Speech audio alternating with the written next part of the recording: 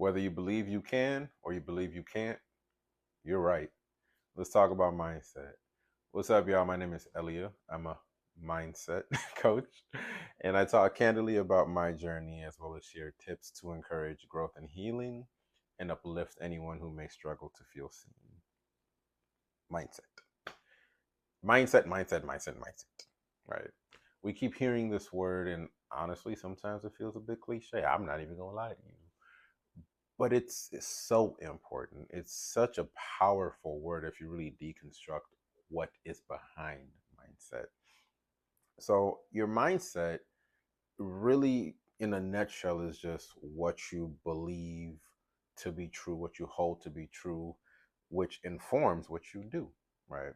Your beliefs, your core beliefs, whatever those may be, inform your actions. All of that gets stored in your subconscious, which is really the driver of what you do, way more than your conscious thoughts. But again, that is a part of the conversation. Nevertheless, mindset is essentially what drives us. If I believe I can start a business and have a successful business, I'm going to take actions that keep pushing me toward that belief, which is I can have a successful business, whatever that means for me. If I believe that my business will fail, then sure, I can start it. But at some level, what I do or don't do is going to kind of lean toward the business failing. And that's not to say that if something doesn't work, it's, oh my gosh, it's your fault. It's because you thought it wouldn't work. No, it's a lot more complex than that. But what I am saying, though, is that your mindset has such a powerful effect on the choices you make, the habits you form, the things you do, and equally importantly, don't do. And all of that then has an impact on the direction of your life, the quality of your life, opportunities that you may align yourself with, et cetera, et cetera. So mindset is one of those things that are very important, especially when we're striving for goals, because it's going to make or break it. If a new opportunity that I've wanted comes my way, and all of a sudden I'm just like, well, I wasn't ready for this. This is not a good time. I can't do nothing with that now. What am I gonna do? Squander the opportunity. Opportunity don't wait for nobody. It comes when it comes. So you gotta stay ready. So you ain't gotta get ready, right?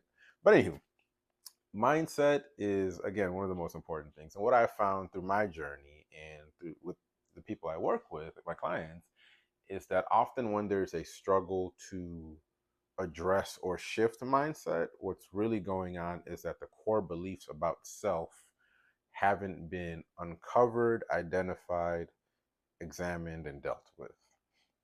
And what I, the way I like to put it, is that the conscious part of ourselves, the I want or the, this is the goal, the things that we actually can see and name and put into put into some kind of words easily, that those parts of us hide the parts of us that are saying I lack, I can't, I don't have, I don't know. It overshadow that, even though the other parts of us are really what's driving our behavior. So getting through all of the conscious stuff, all of the, hey, well, my goal is to start this business, my goal is to get this degree, whatever the goal is, getting past that and being like, okay, that's great, that's also very surface level. What is behind that that then will kind of interface and interact with that? That's where the meat of it all is. So it's important to identify and really examine those core beliefs and really get into that, right? And again, as always, I like to humanize this stuff. I like to talk about my own challenges with this because I'm human, you're human, we're all doing the work, I hope. That's the point of all of this. So for me, throughout my journey, mindset has been a constant struggle.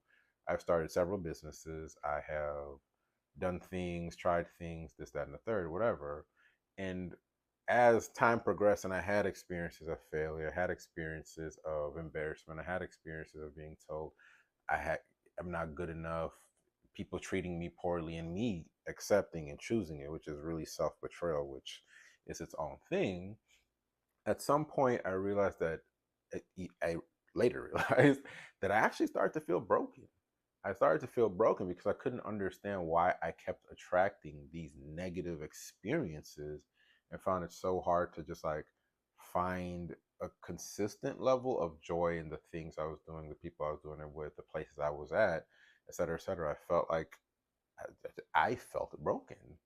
And I had to examine that and really dig into those past experiences, and one, own my part in those past experiences, because it's not like everybody did all these things to me and they just hurt my heart. No, I was also a proponent in plenty of the things that happened. Nothing happens in a vacuum. That's not ascribing fault anywhere. It's just nothing happens in a vacuum. Most things happen with some level of buy-in from us, whether that's conscious or not. A choice or lack of a choice, still a choice, right? So I had to really dive into that and dig deep and get cozy with those uncomfortable parts of me, the parts of me that I wanted to bury because they made me feel bad about myself. I had to get into that. And then after that, I had to start challenging the beliefs, which is what I'm encouraging you to do.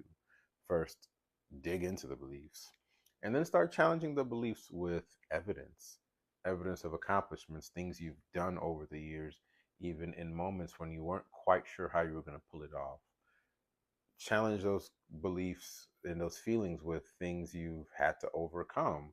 Don't get stuck in, I'm a survivor mentality, because that can also be harmful, which again, it's its own conversation. But I do think it's important to honor the ways that we overcome when we are faced with seemingly insurmountable obstacles. So challenge those fears and those beliefs and those, all of that negative self-talk with the accomplishments, and then start to look at the patterns that were present throughout all of those moments that things maybe didn't go so well. There's always a pattern, always a pattern. And there's a lot of depth to that work. So obviously, again, this isn't meant to be like a comprehensive, this is going to take you from A to B and solve all your problems video, but really kind of focusing on those three things I've shared here, I hope will help you kind of nudge along that work on your journey. And something that really helped me kind of do that work was first practicing mindfulness. And mindfulness takes a lot of forms. That's meditation, obviously, being present, taking walks with nothing playing, no music, limiting social media, just being present in the here and now and fully experiencing myself in my life here and now, and going from there, which really allows you to feel it all, good and bad and weird. Feelings take a range of shapes. But then outside of that, also experimenting. I started to push the boundaries a bit, my own boundaries a bit, in healthy ways, and get out of my comfort zone. Let me try this new dish, right? Let me maybe try this show that doesn't really seem like something I would have tried before. Basically, in that experimenting, all I'm trying to do is break my patterns and break out of my types, my cycles, my comfort zone. And those small incremental choices, no matter how small, like even if you buy a pair of shoes that you never bought, it all adds up, right? So I encourage you to put this into practice today and start making those changes for yourselves. And as always, I like to leave you with a reflective question. And today,